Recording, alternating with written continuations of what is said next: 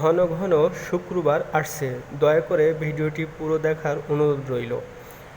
ঘন ঘন শুক্রবার আসছে বলে এটা নিয়ে মজা করবেন না, বাস্তবতায় ফিরে আসুন।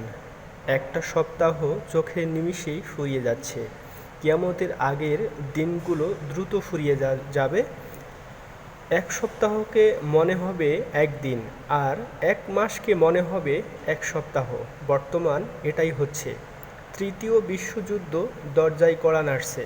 কি ভাবছেন আমাদের হাতে খুব সময় আছে?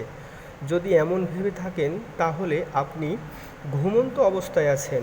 উঠে বাস্তবতা দেখুন, দেখুন কিয়ামতের আলামত কত আগেই শুরু হয়ে গিয়েছে। সুতরাং এসব নিয়ে মজা না করে মহান আল্লাহর কাছে ক্ষমা চেয়ে নিন। আল্লাহুম্মা ফিল্লি ইয়ালি আলি দয়া।